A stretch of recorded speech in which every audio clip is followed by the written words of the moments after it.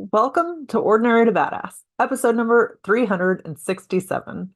In this episode, you're going to hear from Jen Schwytzer. Jen went from being a social worker to a coach. She is an anxiety and burnout expert. She also is chaos to calm mastery. Who doesn't want that? It's the perfect time of year. It's spring cleaning. So we can do that for ourselves, right?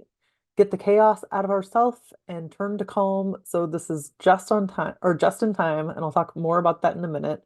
But today we talk about strategies for preventing and overcoming burnout. We also talk about how to manage time and energy for better mental well-being and the importance of self-care and building a support network. Now, I can't even tell you, this is just right on time for me, right up my alley.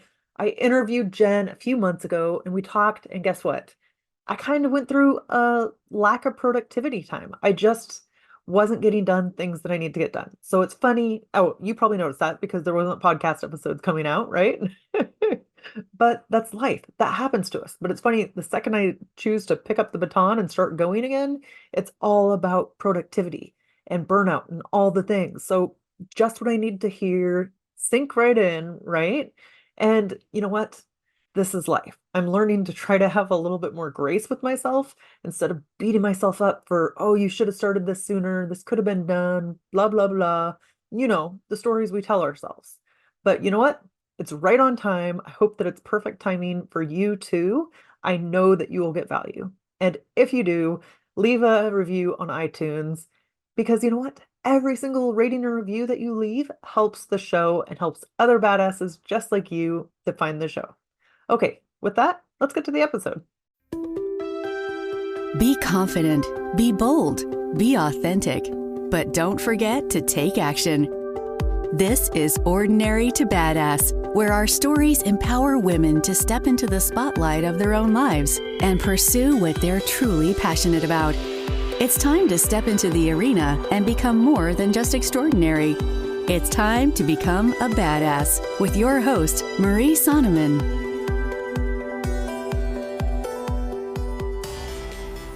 Welcome to Ordinary to Badass. Whether you're ordinary or badass, I'm so glad you're here. Today's guest is Jen Schwytzer. Jen, thank you so much for being here. Excited to have you on the show. Thanks so much for having me, Maria. I'm excited to be here. Before we go any further, I've got to ask you, do you consider yourself ordinary or badass? Oh, I'm totally a badass. Yes, I love it. So have you always felt that way?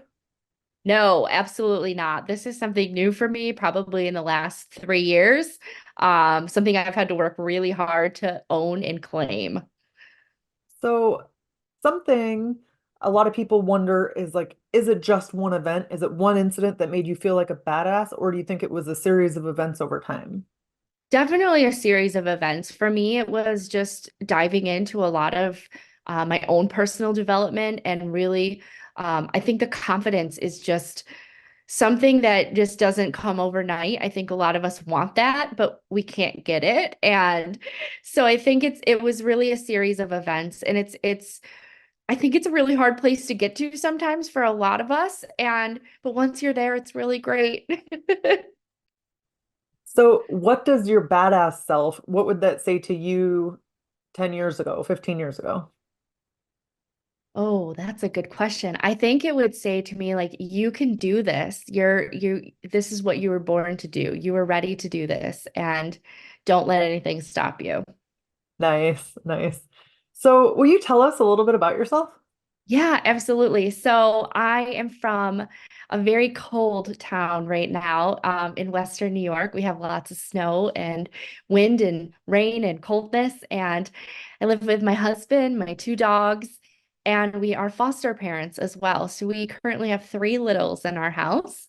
Um, my background is in social work. So I've been a social worker for almost 20 years. And about 3 years ago, I switched over into coaching, and I really help to support women in both their personal and professional development, which was something I spent a lot of time myself doing. And now I'm kind of on this mission to help others to get there as well.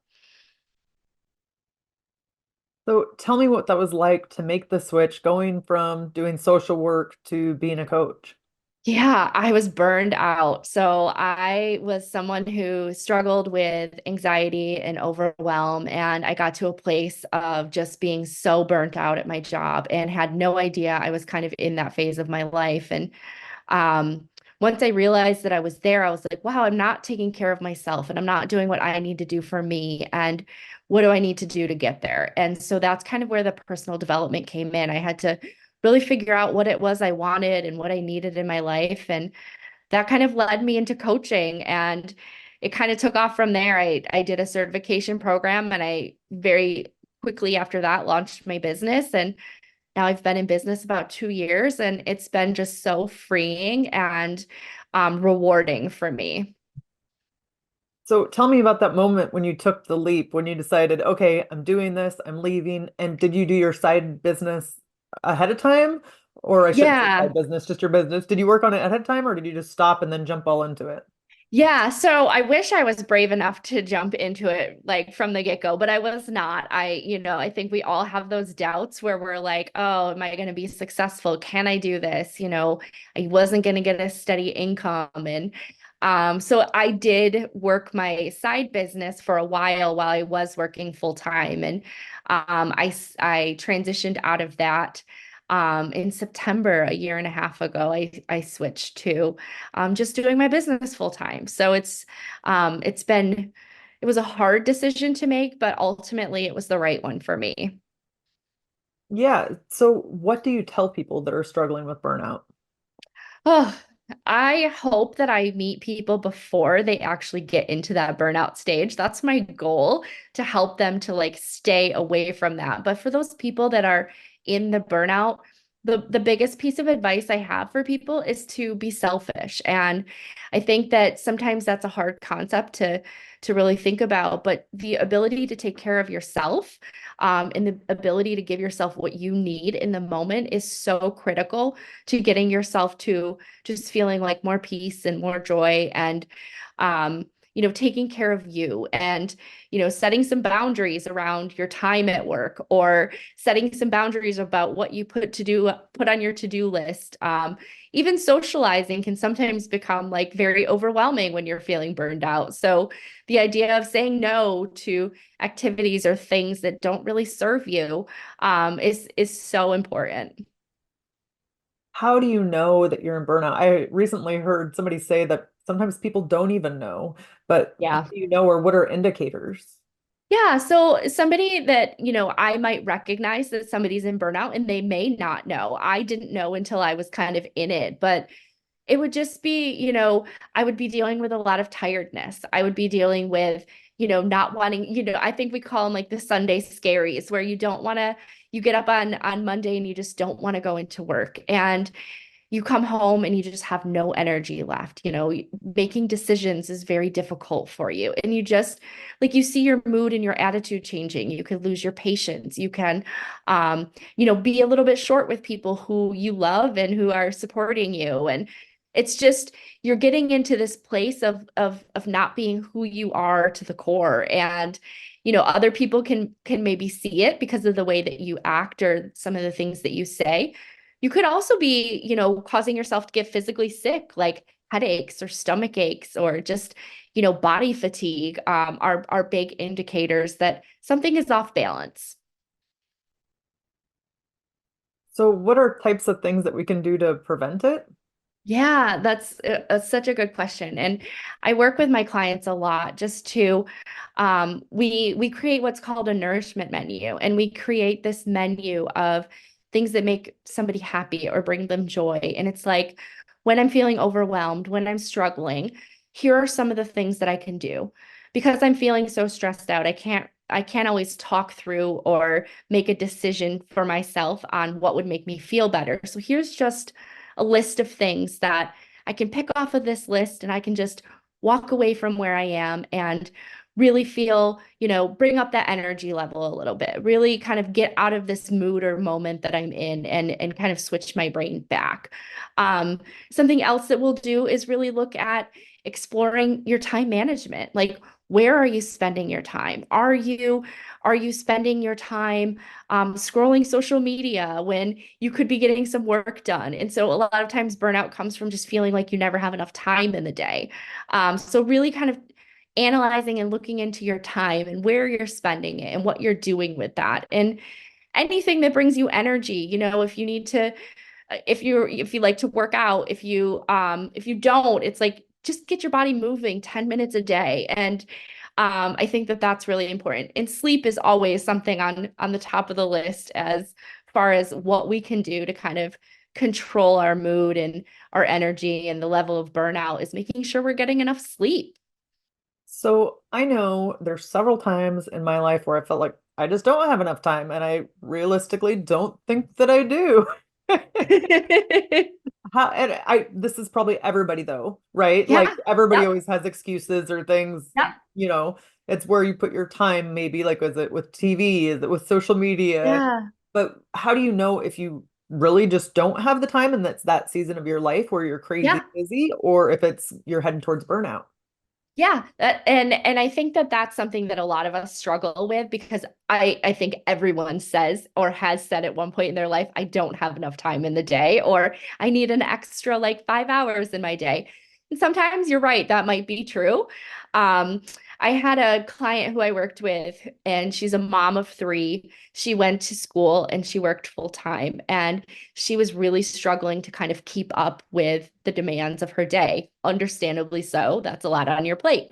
Um, we actually did what's called a time audit, and we kind of went through her entire day for about a week and really looked at where she was spending her time and what she was doing.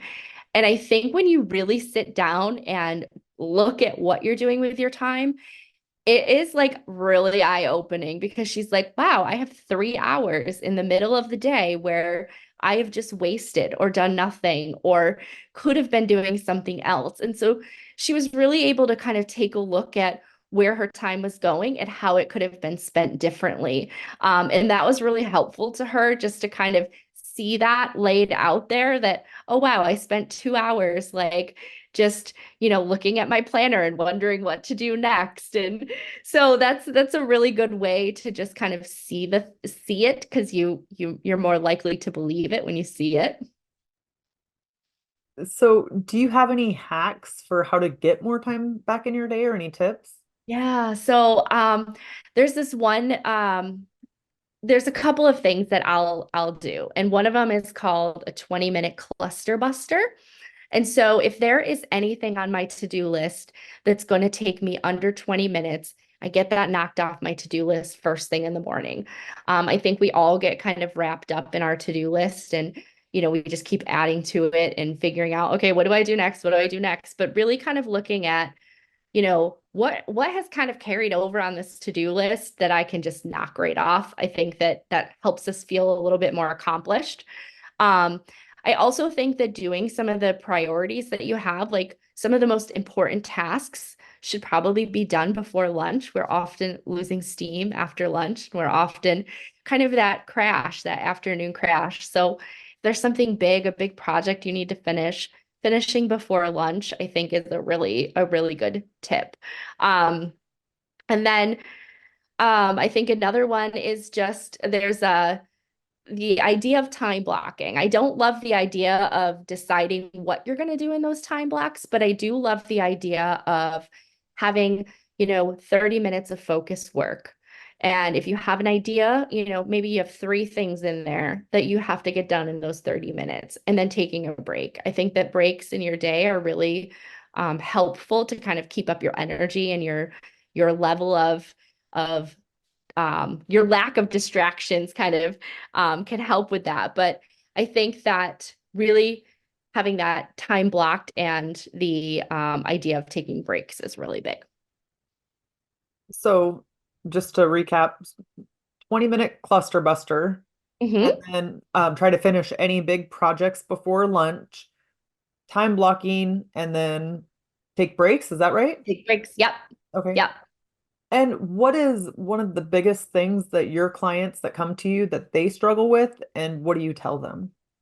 Yeah, so I think the biggest thing is usually that there's just a piece missing. And there is, they are going through the motions of their day. They wake up, they go to work, and they do the same things every day. And there's just something missing. There's a little bit of joy that they had that they somehow lost in the process. And it's something that they really want to change, but aren't really sure how. And so it's like on the edge, teetering on the edge of burnout sometimes. And so again, I'm going to tell them, like, let's be selfish. Let's figure out what works for you, what doesn't work for you.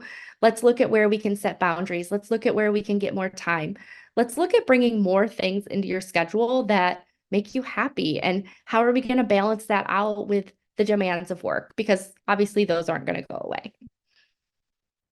Yes, and you mentioned this idea of let's look at where we can be selfish. I think, especially for women, it is so Mhm. hard to be selfish, to take time for herself without feeling guilty or feeling like a bad mom. What would you Yep. say to that? You have to take care of yourself. Like, if you're not giving yourself what you need, there's no way you can give to other people. And that was something that, I think a lot of us learned the hard way. Like, we just run out of that energy to give to somebody else. And so if we're taking care of ourselves, we have a better ability to support and take care of others. And I think that's what we forget often. So, something that the O to B audience struggles with is mom guilt, like doing Mhm. all of the things, you have work or your business and you have family, and it seems like you're not getting anything done anywhere or you're not up to par anywhere. And Yep. do you ever struggle with that? And if so, what do you do about that? Absolutely. I think that's something that I've struggled with myself. I think a lot of women that I work with struggle with. And I'm going to say for myself and for anybody that I work with, I tell them to pick one thing. Wake up every morning and think of one thing that is going to make you happy, bring you joy. One way you can be selfish today. It doesn't have anything to do with work. It's about you. And maybe that's taking a 10-minute walk. Maybe that's reading 5 pages in your book. Maybe that's just sitting in a quiet room by yourself for 15 minutes. Whatever that is, find a way to fit that into your schedule. It's 15 minutes. Hopefully nobody's going to miss you or knock down the bathroom door, but I think that you have to fit that in your day, and it has to be consistent. It has to be on a daily basis where you're going to get to that level of burnout. So, why is this so important to you? And what, if anything, has changed since you started making time for this for yourself? Yeah, it's so important to me because I lived it. Like, I think that a lot of people will try and teach and support others when they don't have the direct experience. And for me, it was really about I went through this and I had to learn to take care of myself. And I knew that I was putting myself last and I didn't have those boundaries or, um, I was just going through the motions. And so the idea of my own personal development kind of carried over into, wow, I was able to do this for myself. And it's been so amazing. My life has changed in many ways because of this. And so I want to be able to support others to get to that place. And I see so many people struggling with just those feelings of being overwhelmed and feeling like something's missing and just going through the motions and I want to be able to kind of teach what I've learned along the way. So, when you're actually at work and you're feeling stressed, you're feeling overwhelmed, and you're feeling all these things, but you don't feel like you have time to take time out for yourself, what do you suggest people do in that scenario?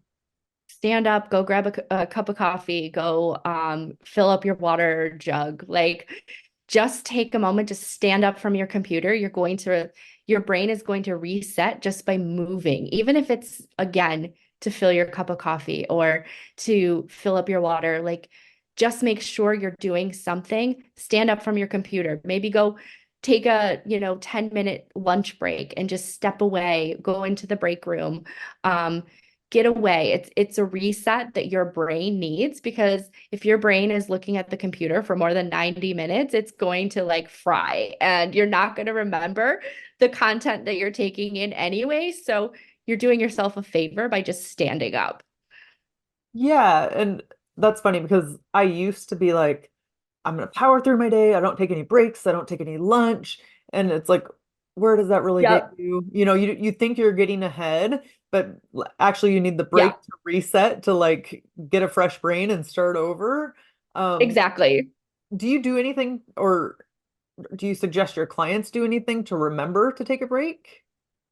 You could set alarms on your phone. You can, and that's something that I think has worked for a lot of people because some people need that, like, that verb, the cue to be able to remember. I think setting an alarm on your phone is perfect. I think that, you know, that's a great way to just disrupt your brain. Like you hear it, you have to go to, shut off your phone for your timer or whatever that is. But I think that that's probably the best way to be able to remind yourself. Or if you have like I think they have the watches that'll tell you, okay, it's time to stand up and don't ignore it. So it's social media world. Everything looks like it's all gumdrops and lollipops when you look on social media, but that's just not true. And people Mm. could say, "Oh, Jen, she has it all figured out. Life has been easy for her." Can you just share one of the hardships you've gone through to get to where you are today? Yeah, absolutely. And, I think that you're so right. Like everybody has to paint this picture that their life is amazing, and actually things are really hard, and each day is a struggle, and everybody's going to deal with stress and overwhelm. It's just a matter of how you respond to it. And so for us, our family, the foster care journey has been very, very difficult for us, and I share snippets of that on my social media just to remind people that things aren't easy. Like things are really hard, and sometimes we do have bad days, and there might be a day that I wake up and I say, I can't do it today. My brain is on overload, and I'm going to give myself the grace to be like, okay, that's all right. Tomorrow I'm going to wake up and I'm going to get back to work. I'm not going to dwell in this. I'm going to take control of that, but maybe I do need the day to kind of reset, and that's okay. And I think that's what sometimes mental health days are for. Like, I just can't do it today, and that's okay. But yeah, for us, it's been the foster care journey has been very, very difficult, very emotionally trying for us. And, I think leaning on your support people and really kind of being open and honest with yourself about the things that you're struggling with is helpful to getting you through that. So, if you're willing, will you peel back the layers a little bit on your foster care journey? Yeah. Yeah. So we right now we have three children with us, and we've had one for over a year. And the potential for him to return home is very difficult. And so, we're dealing with a lot of the bureaucracy stuff, and we deal with the idea that one of our family members is likely going to be leaving our home is just a very overwhelming and emotionally draining thought.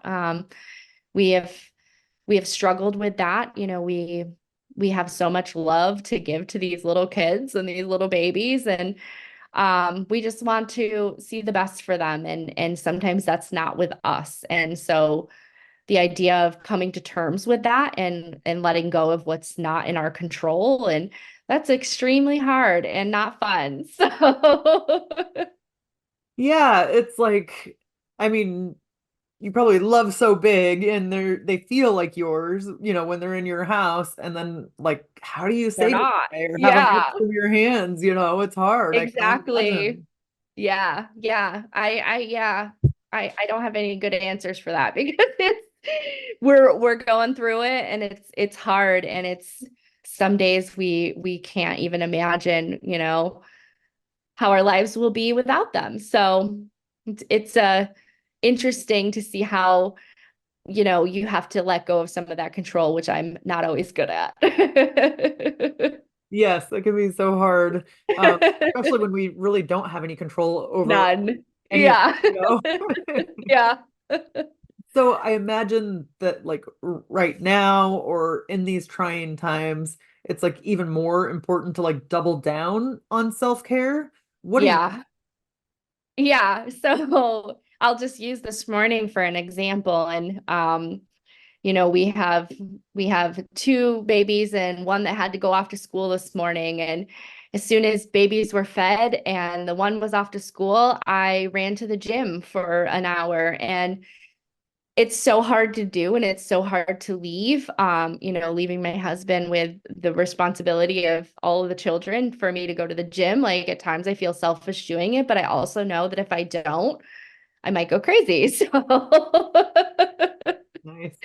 So that's one of the things that, is a big priority for me. And I just know that without that, I'm not the same person.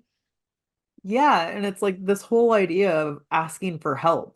I think it's something we Oh, don't do enough, or like you said, we feel guilty, we feel bad when we do ask for help, but it's like mhm. if we want the best version of ourselves, that's what we got to do. Exactly, exactly. And that's been a hard one too. We have had to communicate a lot more about what it is we need and how we need help. And it's a whole other story. Yeah, yeah. So, what would you say to somebody who's considering doing foster care? Oh boy, get ready for a roller coaster. It is a roller coaster of emotions and use, I would say, build a network of people who understand the journey. We joined a support group of just foster parents because I think that when you're not a foster parent, you can't really understand or appreciate the process quite how we're experiencing it. So lean on your supports and be ready for a roller coaster. So, Jen, let's end with a tip to encourage women who are in the arena fighting for the life that they want. Be kind to yourself, and you will make yourself a priority and you will appreciate yourself for doing so. Nice. So, how can we connect with you? I am on Instagram at Kindfulness Coaching, and you can find me online at www.kindfulnesscoaching.com. Thank you so much, Jen. You've been a total badass and I've enjoyed hearing your story. Thank you so much for having me. And with that, we'll end our show. To all the badass women out there staying in the arena, wherever you are, whatever you're doing, own it and get after it. Okay, wasn't that episode so good? I don't know about you, but this is perfect timing to remember self-care, do things to avoid burnout. Otherwise, you just go off the other end, and nobody needs that. I can say firsthand, right? Anyway, let's get to it. First, be selfish for self-care. Prioritize yourself to maintain peace and joy. Recognize signs of burnout. Identify indicators like tiredness, lack of energy, and mood changes as indicators of burnout. Number three, create a nourishment menu. Develop a list of activities that bring joy and energy to combat stress and overwhelm. Do a time management analysis.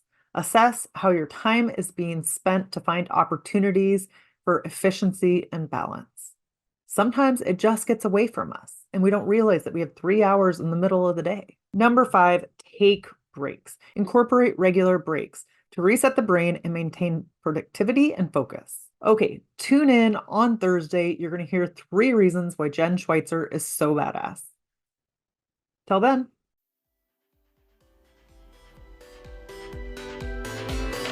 Now that you've listened to this episode of Ordinary to Badass, we want to hear from you. Go to our website, ordinarytobadass.com/podcast, and submit your own experience on how you took your life from ordinary to badass and get the chance to be on a future spotlight episode of the show. That's ordinarytobadass.com/podcast. While you're waiting for the next episode of the show, wipe off the sweat, dust off the dirt, and get back in the arena.